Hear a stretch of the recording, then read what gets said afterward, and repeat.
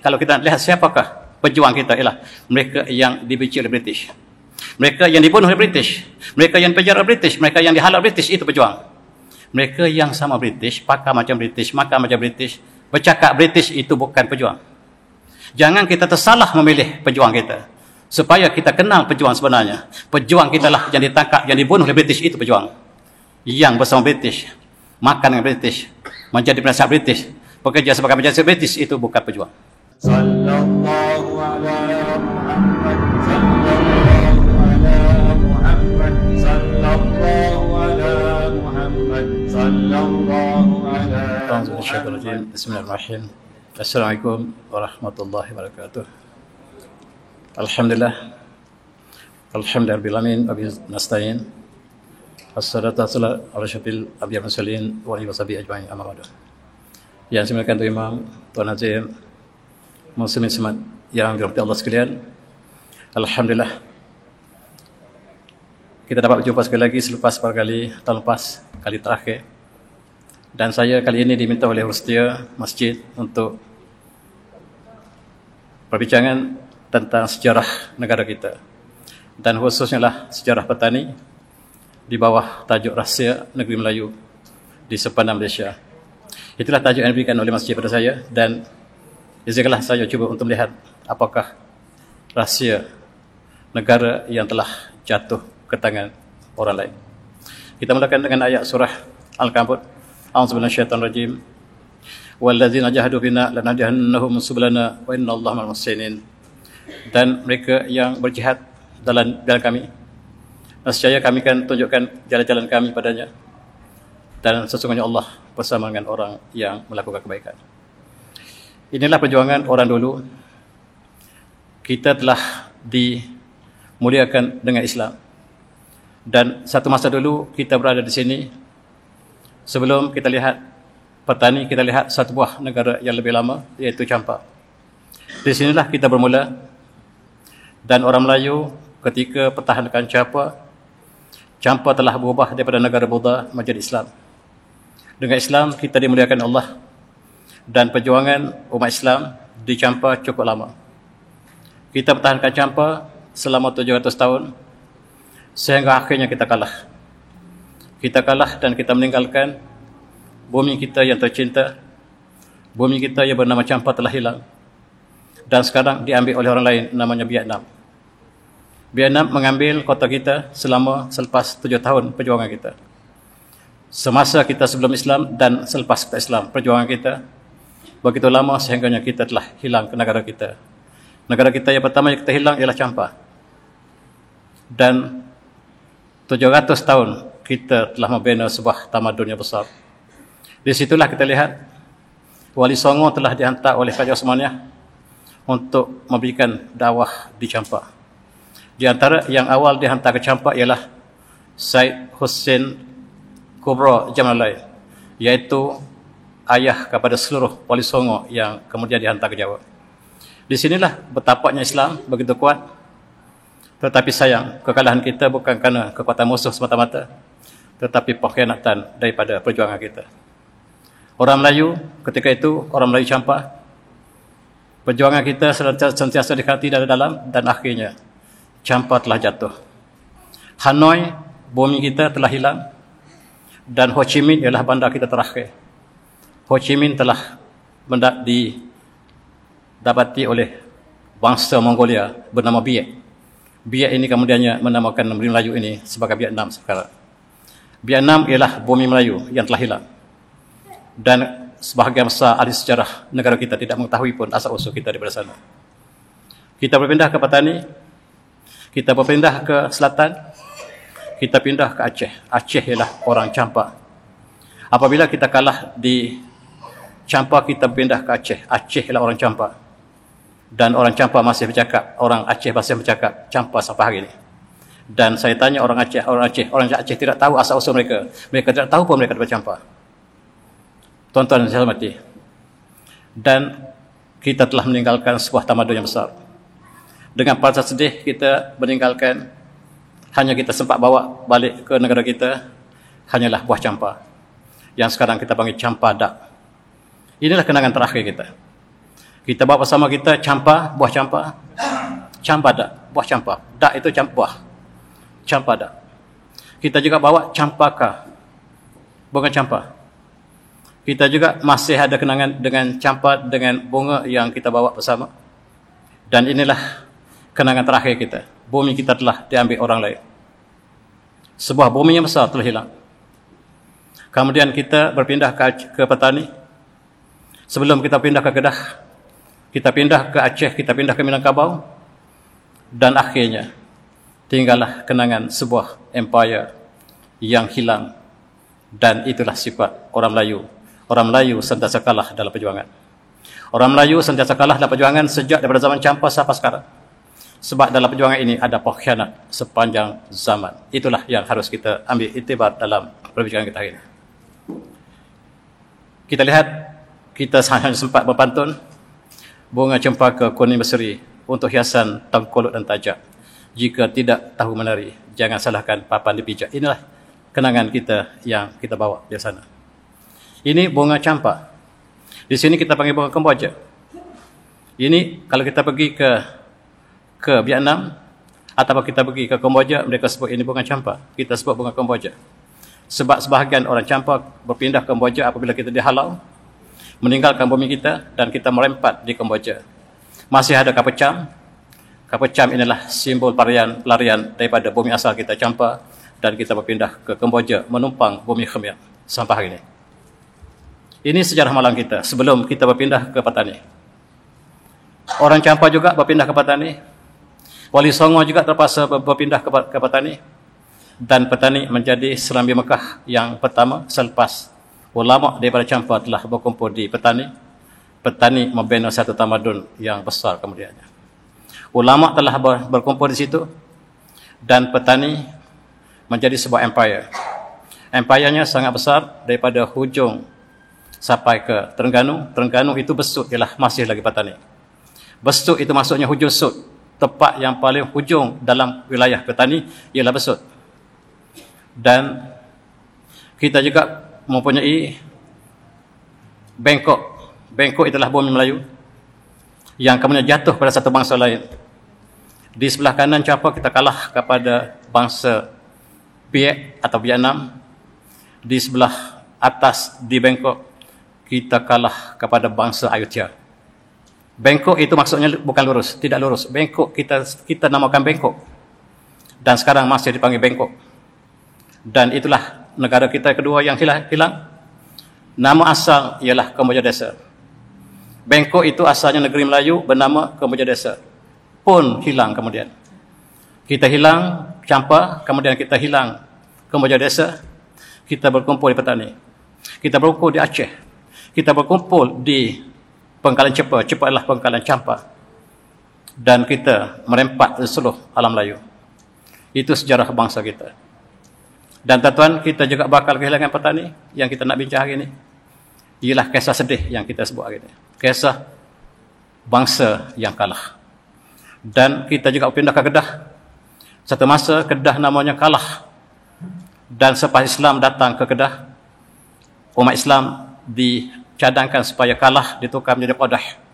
Dan kalau kita lihat dalam sejarah Arab, mereka sebut mereka datang ke kalah. Kalah itulah Kedah. Istilah kalah tidak sesuai untuk Islam.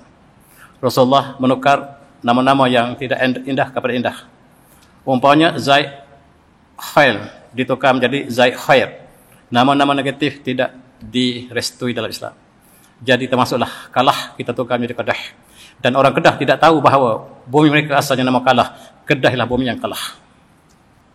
Tuan-tuan yang saya hormati. Sekarang kita lihat petani yang bakal jatuh. Dan ketika itu ulama kita banyak berkumpul di Mekah. Dan sebelum daripada campa kita berhenti di petani, sebelum kita kalah lagi di campa, dan disebab itu petani dinamakan Serambi Mekah. Sebab hubungan kita dengan Mekah ketika itu sangat rapat. Ketika itu Osmaniyah telah menjadikan bumi alam Melayu sebagai naungan kepada Osmaniyah. Dan episod ini tidak jelas dalam sejarah kita. Hari ini saya ingin sebut kisah yang tidak disebut dalam sejarah. The Untold Story. Tentang sejarah bangsa kita yang tidak tercatat dalam sejarah. Inilah Mekah ketika zaman Osmaniyah. Bangunannya sangat sederhana. Bangunannya paling tinggi ialah bangunan Kaabah. Osmaniyah tidak membenarkan bangunan dibina lebih tinggi daripada Kaabah, sebab apabila kita masuk ke Masjidil Haram, tempat yang pertama kita lihat ialah Kaabah. Dan bumi Mekah ialah bumi untuk umat Islam seluruhnya. Oleh sebab itu, ramai ulama daripada alam Melayu yang bermausatin di Mekah. Mekah ialah bumi umat Islam bersama. Itu sejarah lama, sejarah ketika zaman Osmaniyah, ketika zaman petani menjadi serami Mekah, ketika Aceh menjadi serami Mekah, maka Mekah dikuasai oleh Osmaniyah yang menjadikan Al-Haramain ataupun Mekah dan Madinah ialah bumi umat Islam yang kita boleh pergi bila bermasa sebab itu bumi kita. Tetapi kerajaan baru telah bertukar di Mekah.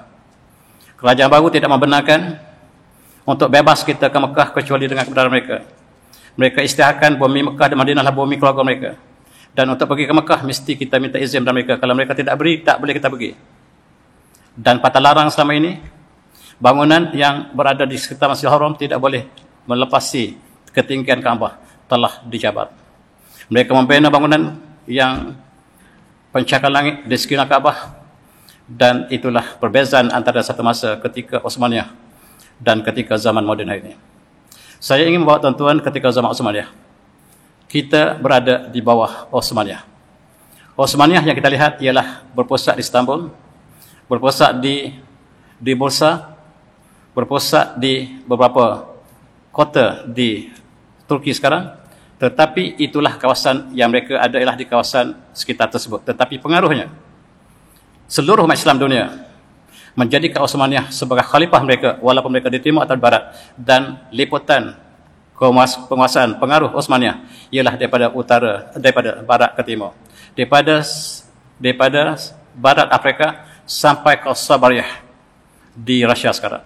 Sabariah itu sekarang kita panggil Siberia. Dan itulah pengaruh Osmaniyah termasuk negara kita. Tuan-tuan boleh lihat, alam Melayu juga dianggap sebagai Osmaniyah. Simbol Osmaniyah adalah bulan bintang. Dan setiap negara yang di bawah Osmaniyah, di atas masjid ada bulan bintang. Bulan bintang bukan simbol Islam, tetapi simbol Osmaniyah. Osmaniyah telah jatuh pada 1924, tetapi bulan bintang masih ada di atas masjid kita. Maksudnya sejarah kita bersama Osmaniyah tidak pernah dipadamkan. Walaupun hari ini sejarah telah berlalu, tetapi hubungan ini masih kita jaga sampai sekarang. Dan saya ingat bagaimanakah pengaruh Osmaniyah di petani, di alam Melayu. Bahkan ketika zaman keagungan Osmaniyah, Sultan Melaka ketika itu dijemput ke Istanbul dan dilantik menjadi gubernur Osmaniyah di sebelah timur. Gelarannya dalam sejarah Turki ialah Sultan Mansur Shah disebut sebagai Mansur Pasha. Dan Sultan Iskandar Aceh disebut sebagai Iskandar Pasha. Sebab Melaka di bawah Osmaniyah, Aceh di bawah Osmaniyah, dan seluruh alam Melayu sebagai tulisan ini ialah di bawah Osmaniyah. Dan sejarah negara kita tidak pernah sebut kita bersama Osmaniyah sama sekali. Sejarah yang sebab inilah sejarah yang tidak ditulis. Dan setiap khalifah di Istanbul, mereka menjadikan kawasan naungan mereka tanggungjawab, termasuklah dari segi pertolongan ketenteraan dan juga diplomatik dan sebagainya. Walaupun negara ini sangat besar, barangkali pengaruh yang terbesar dalam sejarah Islam daripada pantai barat Afrika sampai ke Siberia, itulah pengaruh Osmaniyah. Ketika itu di masjid seluruhnya kita membaca khutbah kepada Sultan Osmaniyah, dan terakhir kita membaca khutbah kepada Sultan Abdul Hamid pada tahun 1924 di Masjid Jugra di Kuala Langat. Masih membaca khutbah bukan pada Sultan Selangor tetapi kepada Sultan Osmaniyah pada tahun 1924. Bila jatuhnya Osmaniyah, baru kita baca kepada Sultan Alauddin di Jugra. Sebelum ini semua Malaysia membaca khutbah hari Jumaat kepada Sultan Osmaniyah. Maksudnya kita bernaung di bawah Osmaniyah. Sejarah ini sejarah yang telah berlalu. Dalam konteks ini kita lihat Mekah menjadi tempat pertemuan umat Islam. Ulama kita di alam Melayu banyak yang berkumpul di Mekah, membeli tanah dan mewakafkan tanah kepada umat Islam. Di sekitar Masjidil Haram sampai sekarang banyak tanah wakaf umat Melayu dan diambil oleh kerajaan baru ini untuk didirikan hotel-hotel besar, dan sebahagian hotelnya hotel Ramadan, tuan-tuan, itulah di atas tanah orang Melayu. Banyak hotel di sekitar Mekah kita lah dibina di atas tanah wakaf orang alam Melayu, termasuk orang Aceh, termasuk orang Brunei, termasuk tanah Melayu, Sambas, Pontianak, semuanya mereka kita ada tanah di Kelimat Masjidil Haram, tetapi sekarang tidak dapat well identified. Tidak boleh lagi kita kenal pasti, dan sebahagiannya masih ada, semasa yang lain tidak jelas. Itu sejarah yang lama. Hubungan kita dengan Mekah sangat rapat. Dan di sanalah apabila negara kita dijajah, dan ulama kita lah yang mengasuh pejuang-pejuang untuk kembali berjihad, menentang penjajah, sama ada Belanda di Jawa ataupun Spanyol di Filipina ataupun British di tanah air kita. Sedangkan sebahagian besar orang Melayu, sekali lagi, mereka belok pada perjuangan ulama kita. Mereka bersama dengan British, mereka menjadi pion British, mereka menjadi mata-mata British, mereka menjadi tentera British dengan gelaran Malay Regiment. Mereka bekerja di bawah British, dan kita dapat saksikan bagaimana beloknya perjuangan orang Melayu dalam perjuangan. Sementara ulama kita sedang berjuang untuk membebaskan tanah air daripada penjajahan, tapi sebahagian orang Melayu bekerjasama dengan penjajah, dan itulah sejarah bangsa Melayu yang saja mengkhianati dalam perjuangan. Maafkan saya, tuan-tuan. Kalau kita lihat sejarah kita, tidak boleh lari daripada sejarah pengkhianatan. Dan hari ini saya bawa yang pahit. Selalunya tuan-tuan dengar yang manis-manis, awas, kencing manis. Saya bawa obatnya ini, yang pahit. Tuan-tuan yang semati, kita lihat di petani, walaupun Islam telah sampai ke petani dalam kurun yang awal, sejarah bertulis di petani, Islam sampai di petani pada tahun 800 Mesir. Maksudnya hanya 100 tahun Islam berada di Madinah, Islam telah sampai ke sini. Bahkan catatan Jawa mengatakan ketika zaman Rasulullah, para sahabat telah sampai dalam Melayu. Tetapi catatan ini tidak dapat kita pastikan secara tepat sebab tulisannya masih tidak jelas. Tetapi kita lihat di petani, Islam telah sampai sekitar tahun 800 Mesir. Dan kerajaan yang pertama bertapak dalam kurun yang ke-15 atau 16. Raja Hindu ataupun Buddha yang pertama yang berislam ialah Raja Ismail Shah Petani. Dan tuan-tuan yang pergi ke Gresik dapat menyaksikan kubur raja pertama, iaitu Raja Ismail Shah yang telah menjadi petani sebagai negara Darussalam. Dikatakan kerajaan Sriwijaya telah hilang, kerajaan Langkasuka telah hilang, mereka tidak hilang. Sebenarnya Langkasuka menjadi Darussalam. Raja-raja Langkasuka telah menjadi Raja Islam. Oleh sebab itu, berakhirlah kerajaan Langkasuka, bukan berakhir, tetapi dia menjadi Darussalam, raja yang sama. Raja yang samalah yang membangun petani. Dan dalam sejarah negara kita, petani dipinggirkan dalam sejarah perkembangan awal. Tetapi mari kita lihat perkembangan yang berlaku di sana. Di sini kita lihat masjid yang dibina yang ada hubungan dengan petani ialah masjid di Jawa, Masjid Demak. Bagaimanakah hubungan antara Jawa dengan petani, dengan Kelantan, dengan Champa? Tetapi bila kita Champa telah jatuh, kita jadikan petani sebagai tempat persinggahan kita dan tempat perjuangan kita.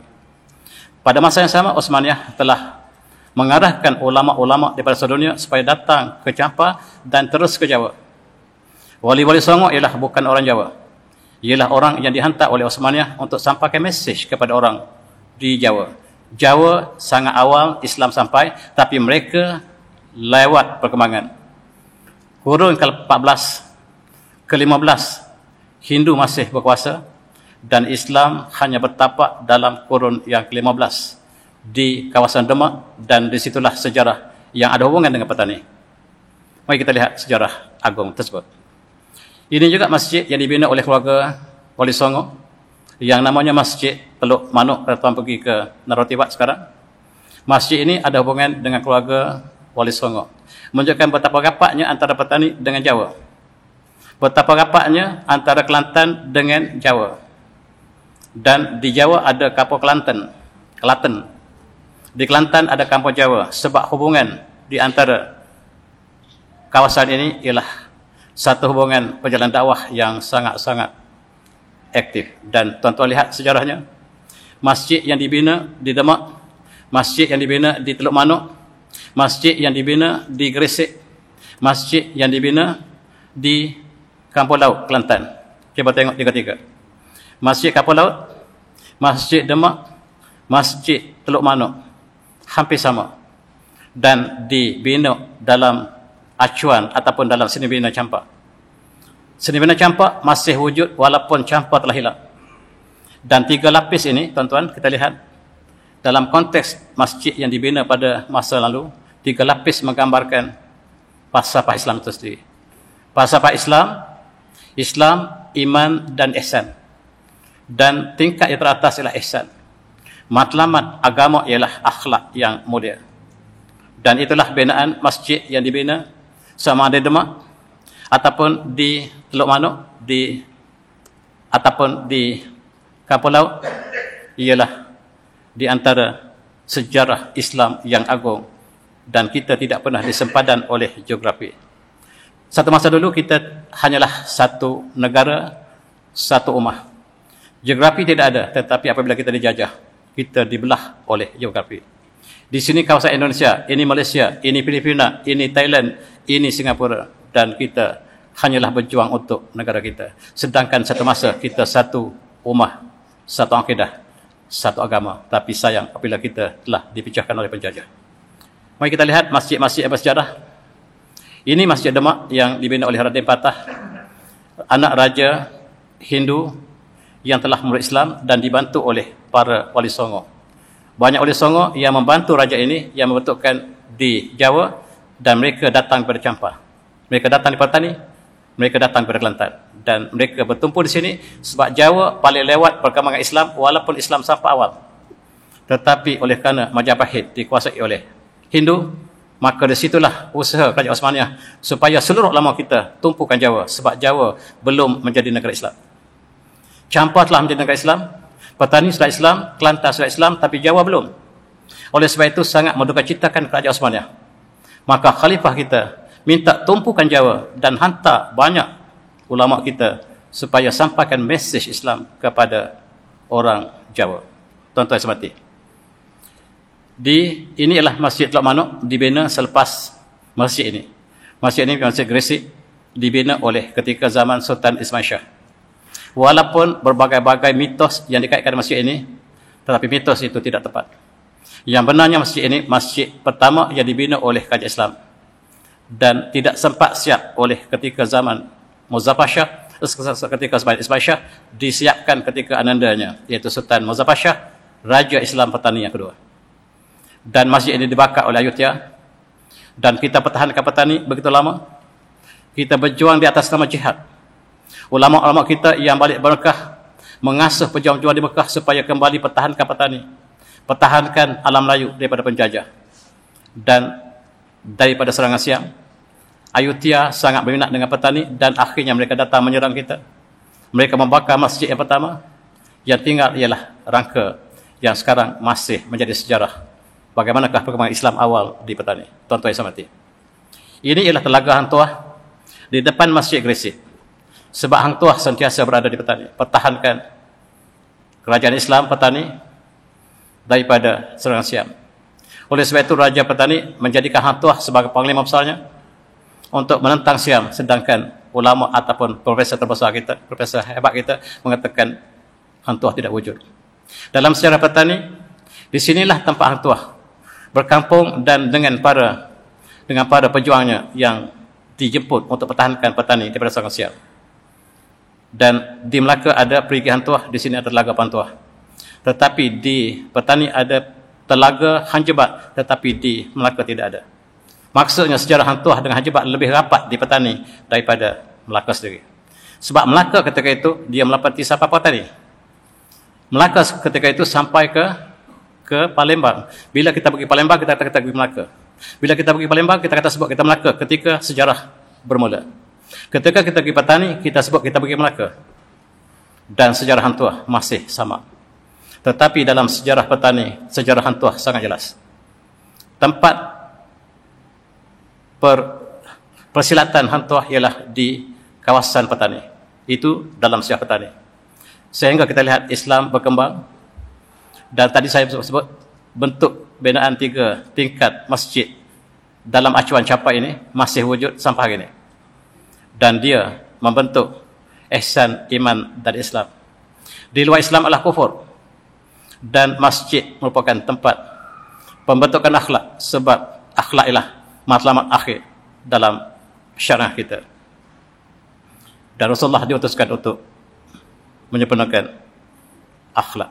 Tuan-tuan yang semati, hadis Jibril ini menyaksikan bentuk masjid yang dibina dalam sejarah peradaban Islam, khususnya di Patani, di Jawa dan juga di Champa. Kita mempunyai bentuk dan falsafahnya lah Islam, iman dan ihsan. Inilah Wali Songo yang sebutkan tadi. Kita lihat bagaimana asal-usul Wali Songo. Dan kita kembali kepada seorang keturunan Rasulullah yang diutuskan oleh Osmaniyah. Namanya Syekh Hussein Kubro. Dan dia bertapak di Champa, kemudian di Patani, kemudian di Kelantan. Di Kelantan dia berkahwin dengan putri Kelantan dan melahirkan Wali Songo yang pertama, iaitu Maulana Malik Ibrahim, iaitu campuran antara kahwin campur di antara Syekh Hussein Kubro dengan putri Kelantan. Melahirkan Wali Songo yang pertama, iaitu Sunan Malik Ibrahim Gresik. Dan makamnya berada di Jawa. Dia mengambil nama Gresik yang ada di Patani untuk dikekalkan dengan namanya di Jawa. Gresik di Jawa, Gresik di Patani. Merupakan dua sejarah yang terjalin oleh dakwah yang dihantar oleh Osmaniyah. Dan Syekh Hussein Kubro ada datang dengan saudara-saudaranya ramai. Dan adiknya bernama Syekh Tanaruddin Al-Kubro, dan dialah disebut dalam sirah Melayu sebagai adiputra yang menjadi guru pada Hang Tuah. Rupa-rupanya Hang Tuah bersama dengan para ulama. Itulah yang tidak dicatatkan dalam sirah hikayat Hang Tuah. Dan kita lihat tuan-tuan, anak kepada Syekh Hussein Kubro, dan di antaranya ialah cucunya bernama Syekh Ali Nurul Alam. Dalam sejarah Indonesia disebut sebagai Gajah Mada. Gajah Mada bukan seorang Hindu sebagaimana dicatat dalam sejarah Jawa, tetapi dia adalah seorang ulama besar, dan kita sebut dia Syekh Ali Nurul Alam yang kuburnya ada di Patani. Sejarah ini barangkali tidak disambung oleh kajian sejarah Islam yang sebenarnya.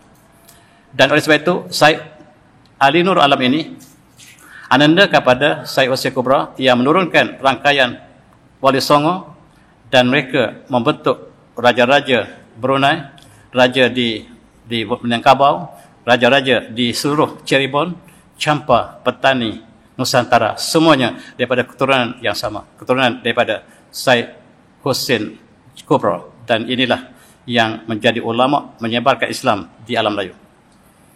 Sehinggalah zaman keagungan Patani, ketika kita diserang oleh Siam, maka ulama kita di Mekah kembali sebelah ke Patani. Mereka datang daripada Jawa, mereka datang dari Sumatera, mereka datang dari Filipina, mereka datang dari Afrika, sama-sama berjuang. Dan Osmaniyah mengutuskan tenteranya yang ramai untuk berjuang menentang Siam. Dan panglima besar kita ialah Syekh Haji Wan Mustafa Wan Muhammad, iaitu datuk kepada ulama besar Syekh Ahmad Patani. Dan itulah sejarah perjuangan. Selepas itu kita kekalahan demi kekalahan. Dalam konteks ini, satu masa kita kehilangan Kamboja Desa yang sudah menjadi Thailand sekarang. Kemudian kita masih ada Patani. Kita berjuangkan Patani dan akhirnya kita kalah. Kekalahan kita sebab pembelotan daripada perjuangan kita sendiri. Kalau Champa jatuh disebabkan beloknya perjuangan Melayu. Dan Patani jatuh sebab bangsawan mereka belok. Raja Jambu bersama dengan Siam mengalahkan kerajaan Islam sendiri, mengalahkan kerajaannya sendiri. Dan kita harus ambil iktibar bahawa apabila kita bertemu dengan musuh, selalunya orang Melayu bersama dengan musuh Allah. Kejatuhan Patani ada hubungan dengan pengkhianatan. Cukup malang tuan-tuan, ulama kita yang berjuang, yang kalah di hukumannya dipijak dengan gajah. Inilah bagaimanakah pejuang Melayu yang setia, sedangkan sebahagian Melayu bersama dengan penjajah.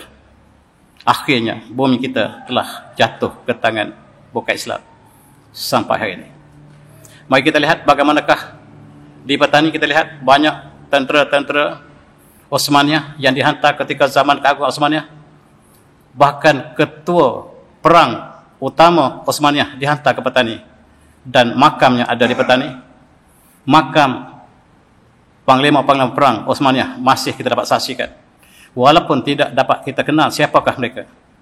Termasuk di Aceh, tentera-tentera Osmaniyah ada yang gugur syahid di sini, ada yang tidak balik dan mereka berkahwin campur dengan orang Petani, sehingga orang Petani membentuk identiti yang berbeza dengan kita di sini.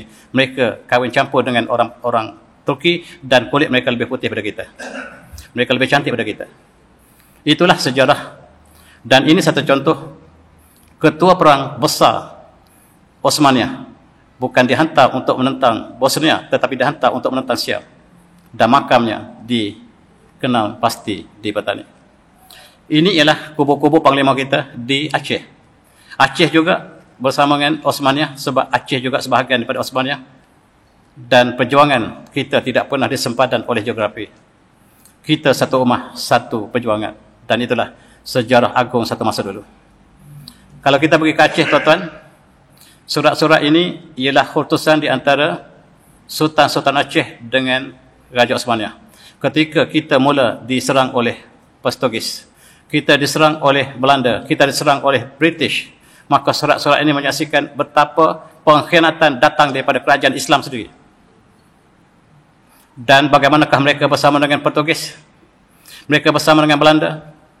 Raja Haji mengatakan, ketika aku mengumpulkan seluruh pejuang-pejuang Melayu di bumi Melayu, tapi sayang ketika aku diteluk ketapang, kata Raja Haji, aku tak sangka bahawa panglima Melayu yang aku asuh, mereka rupanya Melayu, tetapi berwajah hati mereka Belanda. Ketika kami bersujud, kata Raja Haji, kawan bangun tikam kawan sebelah. Itu perkataan Raja Haji. Wahai Melayu, kamu penderhaka, kamu bangsa pengkhianat, kata Raja Haji. Dan sekiranya aku keserangan, aku menentang Belanda, biar peluru menembusi dadaku, namun aku tidak berpaling. Biar dada aku ditembus oleh peluru Belanda, tetapi kawan aku telah belot. Kawan aku telah belot. Mereka bersama Belanda, tetapi mereka ada dalam barisan aku. Dan jatuhnya Raja Haji ialah sebab pengkhianatan daripada tenteranya sendiri. Mari kita ambil intibat, tuan-tuan. Malang kala hari ini juga kita bersifat yang sama. Dan surat-surat ini menyaksikan bagaimanakah kejatuhan satu demi satu bumi Melayu. Ulama-ulama kita yang berkebun di Mekah, yang diiktiraf oleh Osmaniyah, kita baca sebahagian daripada mereka yang kita tak pernah kenal nama mereka. Antaranya Syekh Ahmad Zuki bin Ahmad Mishad Al-Batawi, orang Jawa.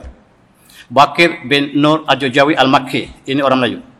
Badawi bin Abdul Aziz Al-Lasami, Jami' Abdul Rashid Ripai Al-Bugisi, Jamaluddin Abdul Khalid Al-Fatani, Sulaiman bin Muhammad Hussein Al-Palambani, Saleh bin Muhammad bin Abdullah Al-Kalatani, Saleh bin Mujian Al-Batawi Antagrani, dan Abdul Rashid Al-Bugisi. Ini tokoh-tokoh pejuang besar kita di Mekah. Yang satu pun kita tak kenal. Mereka lah yang mengasuh panglima-panglima perang kita di Mekah ketika mereka naik haji dan kembali untuk menentang penjajahan. Dan ketika kita merdeka, nama mereka tak pernah ditonjolkan sebagai pejuang. Nama mereka telah dipadamkan. Mereka puji Mak Kilau, tapi mereka tidak tahu siapakah guru Mak Kilau. Mereka puji Tak Janggut, tapi mereka tidak kenal guru Tak Janggut di Mekah. Dan mereka tidak kenal siapakah guru kepada Mak Kilau yang dilatih di Mekah. Dan tuan-tuan, sejarah kita terputus di tengah perjalanan. Mari kita kembali untuk merenungi kembali Petani menjadi tempat perjuangan. Ini ulama kita yang lebih mutakhir. Walaupun mereka daripada berbagai-bagai tempat, tapi mereka dalam satu kalimah. Di hujung adalah Syekh Abdul Samad Al-Palani yang berjuang untuk menentang Syam bersama dengan muridnya Syekh Daud Patani. Di sebelah Syekh Abdul Samad Al-Palani ialah Syekh Muhammad Asyad Al-Banjari. Kemudian Syekh Abdul Wahab Bugis sebelahnya, dan yang paling kanan ialah Syekh Abdul Rahman Misri, Jawa, iaitu orang Jawa. Ketiga-tiga ini mereka berjuang, keempat-empat mereka berjuang di Mekah. Mereka mengasuh setiap umat Melayu yang datang ke Mekah supaya kembali menentang penjajah. Sedangkan bangsawan kita bersama dengan penjajah. Mereka jadi mata-mata penjajah. Mata-mata maksudnya spy. Dan orang Melayu bekerja dengan penjajah sampai kita merdeka. Cukup malang. Dan dia bercanggah dengan perjuangan para ulama kita. Tetapi bila kita merdeka, yang dianggap sebagai pejuang ialah mereka yang bersama British. Bukan mereka yang menentang British. Kalau kita lihat siapakah pejuang kita, ialah mereka yang dibenci oleh British. Mereka yang dibunuh oleh British. Mereka yang penjara British. Mereka yang dihalau British, itu pejuang. Mereka yang sama British, pakai macam British, makan macam British, bercakap British, itu bukan pejuang. Jangan kita tersalah memilih pejuang kita. Supaya kita kenal pejuang sebenarnya. Pejuang kita lah yang ditangkap, yang dibunuh oleh British, itu pejuang. Yang bersama British, makan dengan British, menjadi penasihat British, bekerja sebagai penasihat British, itu bukan pejuang. Dan tuan-tuan, maaf, hari ini bukan kisah yang manis, kisah yang pahit. Kita lihat, ini ialah di Patani, Masjid Raja Patani. Kesan-kesan bagaimanakah pejuang-pejuang yang menjadikan ilmu sebagai asas perjuangan kita. Perjuangan tanpa ilmu, perjuangan yang tidak kuat. Oleh sebab itu dimantapkan dengan perjuangan akidah dan syariah kita, termasuklah tarikat dan sebagainya, diperjuangkan di Patani. Kita dapati ketika zaman Osmaniyah, Syekh Dabatani apabila gurunya telah meninggal dunia, Syekh Abdul Samad Palani yang telah gugur syahid di Patani, di Darul Tiwat, telah kembali ke Mekah. Dilantik oleh Osmaniyah menjadi hal ehwal, pengurus hal ehwal timur di Mekah, termasuklah menjadi Syekh Haji untuk mengurus hal ehwal Islam Melayu di Mekah. Mari kita lihat sejarah Syekh Dabatani. Kalau tuan pergi ke Gresik hari ini, masih kita lihat kesan-kesan. Di sinilah tempat pondok pengajian Syekh Dabatani yang terbiar. Yang tinggal hanyalah perigi Syekh Dabatani, yang masih dikunjungi, ini telaga Syekh Dabatani. Di sinilah tempat perjuangan Syekh Dabatani. Mereka mengajar ilmu-ilmu at-turath, ilmu-ilmu asas, ilmu-ilmu yang lanjutan, dan mereka juga berjuang. Mereka belajar ilmu Sufism dan juga perjuangan. Yang tinggallah kesan-kesan perjuangan Syekh Dabatani. Kalau tuan-tuan melawat ke Gresik, lawatlah untuk kita kenang kembali perjuangan ulama kita. Bukan perjuangan di medan ilmu semata-mata, tapi perjuangan untuk membebaskan tanah air daripada penjajah. Ketika itu, wakil Osmaniyah di Mekah ialah Osman Nuri. Osman Nuri Pasha yang menguruskan hal ehwal Mekah dan diserahkan pada seorang yang keturunan Rasulullah untuk menjadi Datuk Bandar ataupun sebagai penguasa Mekah, iaitu kita panggil sebagai Syarif Asharif Hussein, yang dilantik oleh Osmaniyah. Tetapi sayang, akhirnya Syarif Hussein yang telah belut dan menjatuhkan Osmaniyah. Kita lihat, inilah ulama kita, Syekh Abdul Samad Al-Barani sebelah kanan, dan anak muridnya Syekh Dabatani. Syekh Abdul Samad Al-Barani ialah orang Kedah, bukan orang Palembang. Ayah dia pun di Kedah. Namanya Palembang sebab dia pernah keturunannya daripada Palembang. Dia menjadi mufti, qadhi di Kedah untuk melaksanakan hukum Islam ketika Sultan Mahmud Jiwa. Ketika Sultan Mahmud Jiwa, Islam dilaksanakan di Kedah. Mereka melaksanakan hukum hudud di Kedah. Ketika Syekh Abdul Samad Al-Barani dan ayahnya menjadi mufti Kedah. Apabila telah syahid tokoh besar ini, maka muridnya Syekh Dabatani mengambil peranan yang sama. Ini kubur Abdul Samad, Syekh Abdul Samad Al-Barani terbiar dalam kebun getah di Darul Tiwat. Tidak jauh daripada Teluk Manuk, tuan-tuan, yang kalaulah tuan-tuan ada rombongan ke Patani ataupun ke tempat ini, lawatilah untuk kita kenal perjuangan mereka. Dikatakan bahawa setiap ekspedisi yang diketuai oleh Syekh Abdul Samad Al-Barani, Siam sentiasa kalah. Dan Siam mencari ruang untuk membunuh Syekh Abdul Samad Al-Barani. Dalam kesempatan mereka membunuh Syekh Abdul Samad di sini, maka syahidlah guru besar ini. Badannya dikubur di sini dan kepalanya dibawa ke Bangkok. Dipamerkan dalam Royal Museum of Bangkok. Dan saya dipahamkan darah masih menitis daripada kepalanya di Bangkok. Dan inilah perjuangan yang ikhlas ketika itu. Berjuang di atas akidah yang benar. Dan begitu juga dengan pelajar mereka yang dilatih sama di tanah air ataupun di Mekah, yang sama-sama berjuang. Tetapi kita sentiasa dibeluti oleh kawan kita sendiri. Dan generasi yang seterusnya, kita kena kenal ulama besar kita di Mekah. Yang sebelah kiri ialah Syekh Al-Nawawi Al-Bantani, orang Jawa. Syekh Ahmad Al-Batani dan Syekh Tok Guru Tok Paluh yang dilatih di Mekah supaya kembali tanah air dan mengasuh pendekar Melayu menentang penjajahan. Dan antara murid-murid yang dilatih di Mekah diutuskan ke Pahang untuk melatih Datuk Mahaman Mak Kilau. Mak Kilau itu murid yang dilatih oleh guru yang balik dari Mekah. Dan di antara guru yang melatih pejuang-pejuang di Pahang ialah Syekh Osman Sani, yang dilatih di Mekah sebagai wakil Osmaniyah. Dalam sejarah kita hanya sebut Mak Kilau, tapi kita lupa siapakah mereka yang mengendalikan kesatuan perjuangan yang sebenarnya. Dalam filem Mak Kilau ini tidak muncul sama sekali. Sejarah Mak Kilau half truth, bukan kebenaran yang sebenarnya. Maafkan saya, tuan. Kita lihat Syekh Ahmad Patani di tengah, dilantik menjadi Menteri Hal Ehwal Osmaniyah di Alam Timur. Dan dia sentiasa pergi ke Istanbul menerima titah daripada Sultan Osmaniyah untuk disampaikan ke Alam Melayu. Di antara tugas Syekh Ahmad Patani yang ulama besar kita ialah untuk menyatukan antara Kelantan, Terengganu, Petani dan Kamboja sebagai sebuah negara Osmaniyah Timur. Dan kita merintah di bawah seorang khalifah. Khalifah yang dicadangkan ialah Sultan Zainal Abidin ketiga Terengganu dan Raja Kelana Ali daripada Riau. Itu calon untuk khalifah untuk tiga negara ini. Tiga negara ini iaitu Kelantan, Terengganu, Petani dan Kamboja harus disatukan. Kemudian satukan dengan Pahang, Johor, kemudian Jawa, Filipina, Aceh dijatuhkan di bawah seorang khalifah. Dan peranan ini dimainkan oleh Syekh Ahmad Patani. Sayang, penjajah telah mengetahui rancangan besar ini yang kita sebut sebagai Melayu Raya. Petani termasuk dalam rangkaian tersebut. Mereka telah pecahkan kita kepada negara yang kecil supaya kita hilang kekuatan. Dan Syekh Ahmad Patani telah meninggal dunia di Arafah pada tahun 1908. Maka rancangan ini tidak berjaya. Kemudian kita lihat perlembagaan di Johor telah dirancang. Kemudian undang-undang tubuh kerajaan Johor telah dirancang supaya kita membentuk sebuah kerajaan sendiri. Begitu juga di Terengganu. Kita membentuk sebuah perlembagaan ketika zaman Sultan Zainal Abidin ketiga dalam persediaan untuk menjadi negara ini sebagai sebuah kerajaan Osmaniyah sebelah timur. Supaya kekuatan kita daripada ditembusi oleh penjajah. Tapi sayang, kita dibeloti oleh pejuang kita sendiri. Kebanyakan bangsawan kita bersama British di Melaya. Kebanyakan bangsawan di Jawa, mereka bersama dengan Belanda. Dan cukup menarik, cukup menyayat hati, tuan-tuan.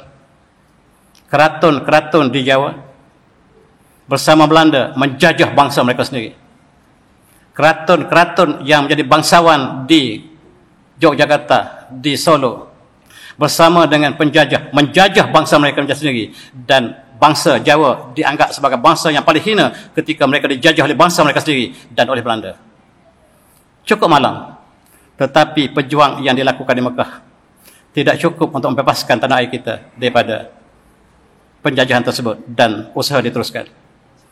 Dan dalam konteks ini, Syekh Ahmad Patani menulis kitab Pokok Masail yang kita masih belajar sekarang dalam konteks untuk menyediakan dalam konteks Melayu perjuangan dan sebagainya. Dalam kitab Pokok Masail bahagian akhirnya lah tentang jihad, tuan-tuan. Ia adalah khusus untuk bangsa Melayu. Termasuk juga lah persoalan-persoalan yang dikaitkan dengan bangsa Melayu. Pokok Masail harus kita belajar kembali, tuan-tuan, untuk melihat perjuangan. Dan kitab ini terus ditulis khusus untuk bangsa Melayu.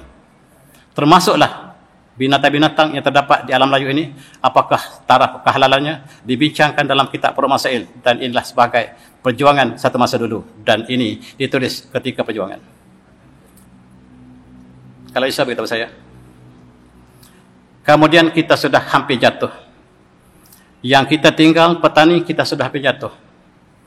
Dan kejahatan British bersama Siam, kalau kita pergi ke Seketing Kera, kita dapat melihat di sinilah bumi kita terakhir, yaitu di kawasan Keting Kera ini. Okey, silakan.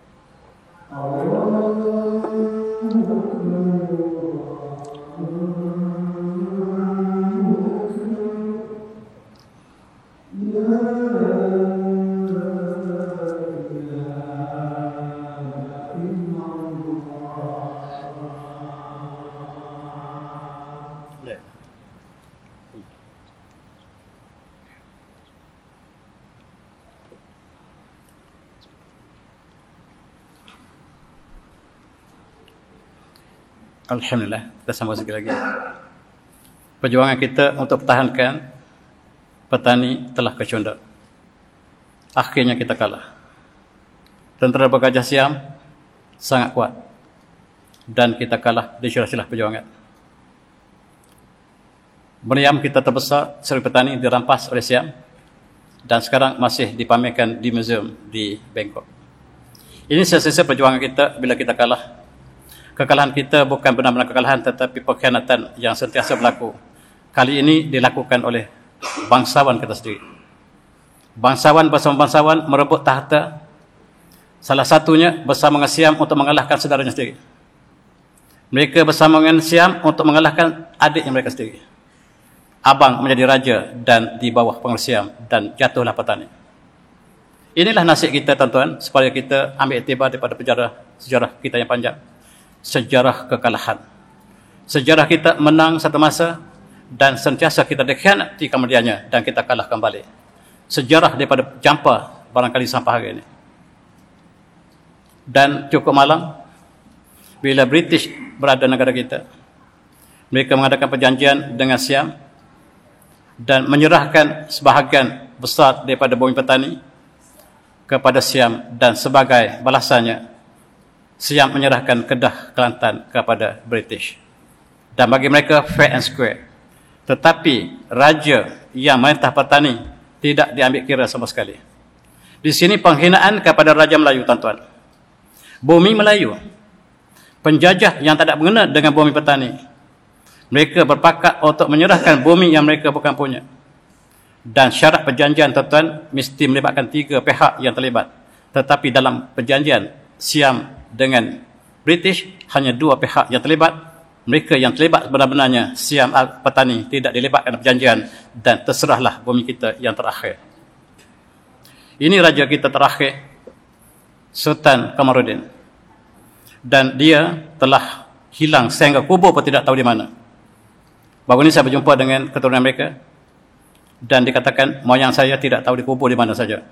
Sebab Siam, British sangat takut sekiranya keturunannya bangkit untuk menuntut kembali bumi petani yang diserahkan tanpa terlibat dengan tuan punya sendiri. Dan kalaulah perjanjian melibatkan 3 pihak, yang 2 saja yang tertangi dan perjanjian ini tidak sah.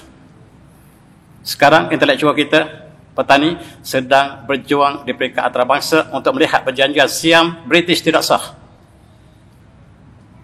Dan mereka sedang berjuang di Eropah. Kita sama-sama doa daripada jauh. Sebab perjanjian Siam dan British tidak sah. Sebab tidak melibatkan pihak yang sebenarnya, iaitu Raja Petani. Jatuhlah sebuah lagi empire kita. Tadi kita jatuhkan Jampa. Kemudian kita jatuh ke Mojadesa. Kita jatuh Petani. Kita jatuh Singapura yang ada Sengkakera sekarang. Tuan-tuan yang saya hormati, kita hanya ada Sengkakera. Apakah kita masih dapat wariskan kepada generasi kita dengan Sengkakera ini? Ataupun dia akan hilang dalam perjalanan? Wazubillah. Ini sejarah yang harus kita pelajari. Mereka yang tidak belajar sejarah, sejarah akan ajar mereka sekali lagi. Fa'tabiru ya ulil absar. Allah mengatakan, ambil iktibar bagi mereka yang ada mata hati dalam sejarah. Terjatuh satu lagi bumi kita, terlepas satu lagi, dan kita sekarang melepasi sempadan kita masuk negara kita, ke negara kita yang terlepas. dan orang lain sudah menjaganya. Pejuang-pejuang petani tidak sanggup mereka sebut mereka selatan Thailand. Kami bangsa petani yang merdeka. Sebagaimana pejuang-pejuang Palestin yang bumi mereka bernama Israel sekarang. Mereka memanggil, mereka tidak pernah iktiraf bumi itu Israel. Sebagaimana pejuang petani sebenarnya, mereka tidak pernah iktiraf itu selatan Thailand. Kalau kita panggil, kita bagi selatan Thailand, mereka menyentuh hati mereka. Kita merobek perjuangan mereka. Orang Malaysia dengan senang-senang kami pergi selatan Thailand. Merobak hati mereka. Sebab mereka tidak pernah iktiraf itu Thailand. Mereka masih memanggil petani. Sebab mereka tidak, sebagaimana pejuang Palestin tak pernah mengatakan bumi mereka itu Israel, tapi mereka masih kekal panggil Palestin. Tuan-tuan yang semati, maka keturunan Raja Petani hilang dalam perjalanan. Kita tengok kembali bumi kita yang penuh dengan tema kemelayuan. Asalnya bukit, sekarang menjadi Phuket. Kita panggil jala, sekarang panggil jala. Kita panggil Naratiwat, asalnya Menara. Kita panggil Tabai, asalnya Pertabalan. Dan nama-namanya berbagai-bagai yang telah dibunyikan dengan Tai. Pantai Bismillah, kita panggil Samila sekarang. Dan Pantai Orbi, kita panggil Kerabi sekarang. Dan mereka ubah sedikit demi sedikit identiti Melayu kita supaya hilang identiti. Dan hari ini kita pergi ke bumi kita seolah-olah kita pergi ke bumi asing. Cukup sedih tuan-tuan kita melihat dengan sejarah kita. Dan ada pelawat yang pergi dengan tidak tanpa sejarah, mereka bergembira dengan selatan Thailand mereka. Satu masa Jepun datang. Jepun masuk melalui Thailand, masuk melalui Patani, dan terus ke bawah. Satu demi satu. Apakah sebab Jepun datang ke sini? Sebab ulama besar kita di Mekah, Syekh Ahmad Batani, mengutus kepada Raja Siam, Raja Jepun, supaya datang sama-sama untuk menghalau musuh umat Islam di sebelah timur. Dan mereka lah British di Tanah Melayu, Belanda di Jawa, dan Spanyol Amerika di Filipina. Ulama kita berbincang di Mekah dan mereka putuskan wajib setiap orang Islam menyokong Jepun yang datang untuk menghancurkan British tanah air. Tapi bila Jepun datang, British mengatakan Jepun melanggar tanah air. Sedangkan Jepun datang untuk membebaskan bumi ini daripada British. Sejarah ini tak tulis siapa hari ini. Dan di Indonesia, Jepun telah merdekakan Indonesia daripada Belanda. Soekarno diberikan kemerdekaan oleh Jepun, tuan-tuan. Siapa hari ini tidak dinyatakan. Soekarno melaungkan kemerdekaan daripada Jepun, bukan daripada Belanda. Dan sejarah kita masih belum ditulis dengan sempurna. Apabila Jepun sampai ke Kedah, ulama kita bersama-sama menyambut kedatangan Jepun, sebab ulama kita mengatakan di Istanbul wajib untuk menerima Jepun sebagai pembebas kepada perjuangan British. British mengatakan ini musuh kita, Jepun musuh kita, kata British. Dan tentera Melayu dikerah untuk menentang Jepun yang datang untuk menolong Melayu. Kata Jepun, kami datang ke Kedah, kami disambut oleh orang Melayu. Kami sampai ke Selangor, kami disambut besar-besaran oleh Selangor. Kami sampai ke Johor, kami ditentang di Bukit Bakri, di Bakri. Pertama kali kami ditentang. Kami tak sangka, bagaimana kamu menentang kami, kamu jemput kami. Kamu jemput kami, tapi kamu menentang kami di Bakri. Malam itu, kami berperang satu malam saja.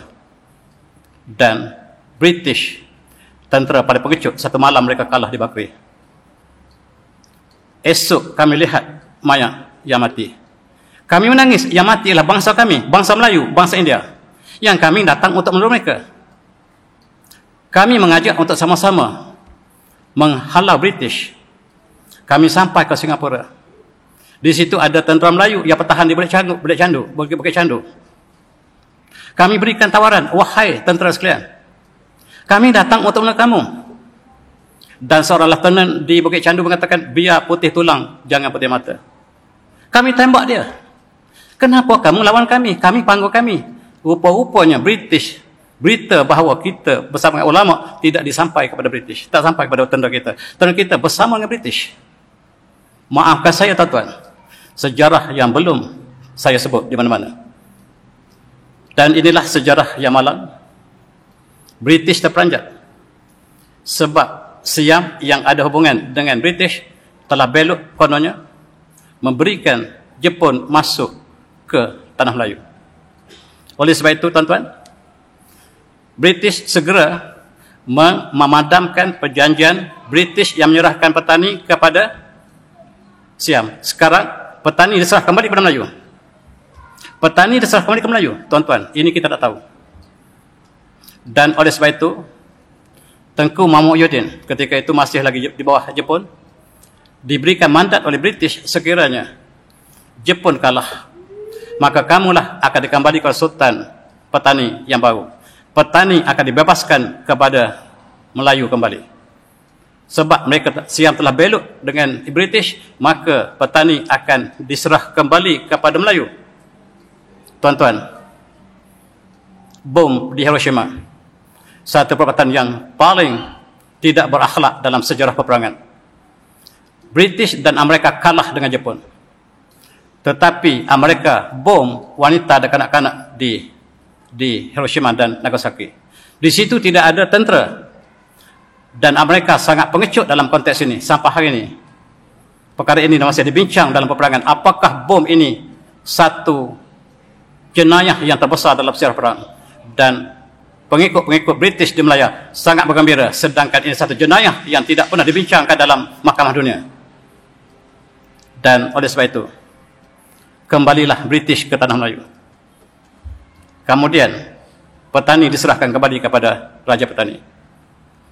Perdana Menteri Siam meminta jasa Jeneral Amerika yang berkuasa di Asia, di kawasan Asia Pasifik, namanya General Goles MacArthur. Tuan, bumi ini ialah bumi kami asalnya. Kami dengan British telah berjanji petani bumi kami. Tapi sekarang ditarik balik oleh British. Dengan budi baik, tuan, kami minta supaya petani dikekalkan di bawah Siam. Dan desain oleh MacArthur tanpa memahami sejarah yang asal. British telah menyerahkan kuasa di Asia Pasifik kepada Amerika. Dia saing tanpa mengetahui sejarah yang berlaku pada petani dan nasib bangsa Melayu. Sekali lagi, petani jatuh pada Siam. Dia tak terlepas pada tahun 1945, tapi kita tidak mengambil kesempatan ini untuk merdahalkan kemerdekaan petani dan kita terlepas sekali lagi pada Siam. Inilah yang sedang dibincangkan oleh kawan kita di Geneva. Mereka sedang berjuang di peringkat antarabangsa, di peringkat undang-undang, dan kita berdoa supaya mereka diberikan kekuatan untuk masukkan perkara ini dalam Mahkamah Dunia. Sekarang tuan-tuan, cukup malang kita pergi ke sebelah sana. Hanya disepadan oleh sebuah sungai yang sempit. Tidak ada satu sempadan antarabangsa dunia yang memisahkan dua saudara. Tidak ada. Dan sempadan Siam, Thailand, Malaysia ialah memisahkan dua saudara. Saudara saya masih banyak di sana, tuan-tuan. Memisahkan dua saudara. Tidak ada satu jalur sempadan antarabangsa dunia yang memisahkan dua saudara yang sama. Tidak ada. Kecuali sejarah petani. Sejarah malang yang terlepas. Dan marilah kita sama-sama berdoa. Bila kita menyeberangi sungai ini, kita melihat bumi yang terlepas. Tetapi tuan-tuan yang melawat ke petani dan menyebabkan kami pergi ke Selatan Siam, merobek hati pejuang-pejuang yang sedang berjuang. Kita orang Malaysia datang dengan rombongan, kami pergi ke selatan Thailand. Merobek hati perasaan pejuang-pejuang yang sebenarnya. Sebagaimana Tuan pergi ke Palestin dan kami pergi ke Israel. Apakah perasaan pejuang Palestin? Itulah yang dapat saya gambarkan dengan perjuangan ini. Perjuangan diteruskan dan Tengku Mahmud-Yudin harus dihapuskan. Oleh sebab dia berhak untuk mengembalikan petani di bawah kerajaan petani Islam yang kembali, dan dia telah meninggal dunia di Kota Baru. Dan perjuangannya diteruskan oleh Haji Sulong yang berjuang untuk kembali ke petani ke tangan mereka kembali, dan akhirnya dia telah dimasuk dalam guni, dicampak ke dalam laut. Ini perjuangan syahidlah Haji Sulong.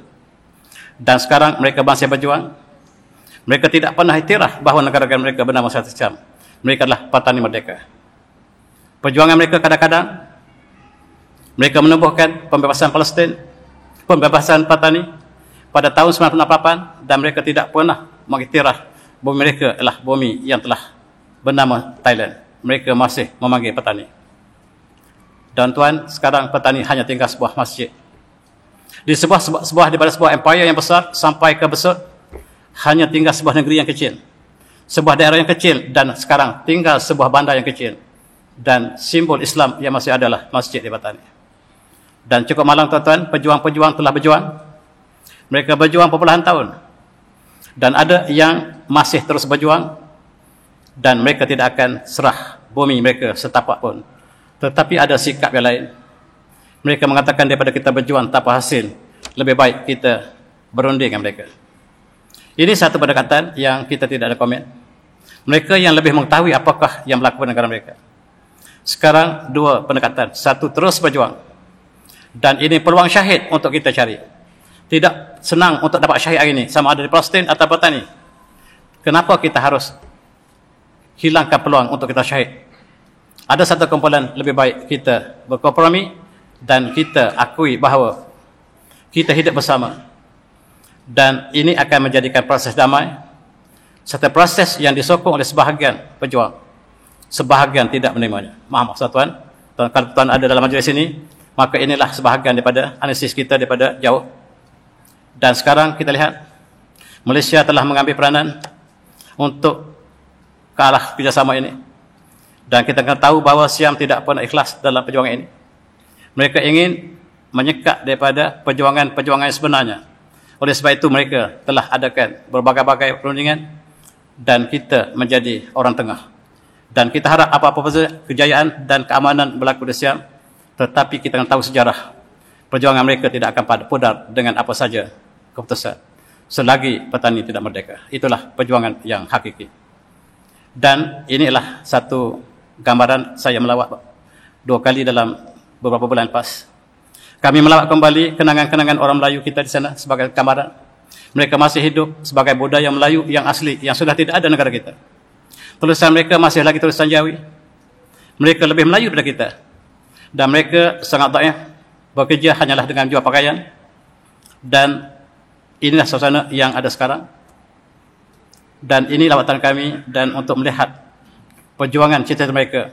Melawat pondok-pondok yang masih tinggal. Dan mereka masih seperti kita tahun 60-an. Dan saya cadangkan masjid kalau sekiranya ada kesempatan, buatlah satu rombongan untuk kita merasakan perjuangan mereka. Untuk kita sama-sama merasakan apakah yang mereka rasakan. Walaupun kita menerima hidangan yang istimewa di hotel, tetapi mereka hidup sangat-sangat sederhana. Dan masjid-masjid yang masih ada. Dan mereka telah berjaya membina sebuah universiti. Dan ini ialah pemimpin mereka di selatan, di Petani. Mereka sudah ada universiti sekarang. Dan kejayaan ialah kejayaan yang dihadapi oleh mereka dalam bentuk yang sangat sederhana. Oleh sebab itu, tuan-tuan, kita ada satu lagi. Oleh kerana Thailand, oleh kerana Petani, hubungan dengan Turki masih diteruskan oleh kerajaan Turki sekarang. Kerajaan Turki sekarang datang ke Petani dan memberikan uangnya banyak untuk membina sebuah museum. Museum Turki Alam Melayu. Dan hubungan ini telah dimaterai oleh antara Turki dengan Petani. Rupa-rupanya banyak tulisan-tulisan yang lampau yang ada hubungan dengan Petani ketika kita berada di bawah Osmaniyah yang disimpan di sini, antaranya Al-Quran yang lama. Kemudian mereka mengadukan kita untuk melawat, untuk melihat sejarah tulisan ulama kita yang dikumpulkan di sini dengan bantuan daripada Turki. Kitab-kitab Al-Quran yang terbaik disimpan di sini antaranya. Dan mereka ada museum yang diberikan bantuan oleh kerajaan Turki hari ini. Dan untuk menyimpan khazanah tulisan manuskrip makhtutat yang masih ada. Inilah di antara gambaran yang saya ingin kongsikan tuan-tuan. Dan contoh tulisan. Ulama kita menghasilkan tulisan yang berbagai-bagai. Dalam berbagai ilmu. Dalam bidang-bidang at-turath, dalam bidang-bidang yang asas. Dalam bidang pelayaran. Dalam bidang peperangan. Dalam bidang pertanian. Dalam falak, di dalam kimia, dalam falsafah, semuanya dikumpul di sini. Termasuk cara untuk membuat emas. Dan ada sebuah manuskrip bagaimanakah untuk mencipta emas. Ini dilakukan oleh Syekh Ahmad Patani dan ini emas yang mereka katakan mereka ciptakan. Kitab ini disembunyikan di sini. Tuan-tuan, inilah antara ilmu yang umat Melayu yang masih ada, termasuk teknologi membuat kertas. Satu masa dulu kertas yang dihasilkan di kawasan ini sangat bermutu. Dan Al-Quran yang dipamerkan ini adalah Al-Quran yang berusia 1300 tahun. Dibuat di atas kulit kambing. Sebanyak 350 ekor kambing disembelih untuk menghasilkan Al-Quran yang dihasilkan ketika zaman kerajaan Abbasiyah, tersimpan di sini. Dan lawatilah untuk kita merasakan keagungan tamadun Melayu yang masih dapat kita saksikan melalui hubungan Turki moden dengan petani, dan mereka masih memanggil petani. Inilah sebahagian daripada perjuangan mereka, dan kita dapat lihat sebahagian daripada hubungan tersebut. Wa qul i'malu fasarallahu alaikum rasuluh wal mu'minun wasaduna ila almi rabbil syahadah fa yunabbikum bima kuntum tamalun. Akhir sekali saya ingin berkongsi tuan-tuan apa yang saya lawati. Ini adalah satu video yang saya kalau kita dapat kongsi bersama untuk menyaksikan perjuangan mereka. Tapi sayang, saya tak boleh buka, dan setakat itulah saya minta maaf kalau saya terkasar bahasa dan sebagainya. Dan saya sudahi dengan wabillahi taufiq. Assalamualaikum warahmatullahi wabarakatuh. Tasbih.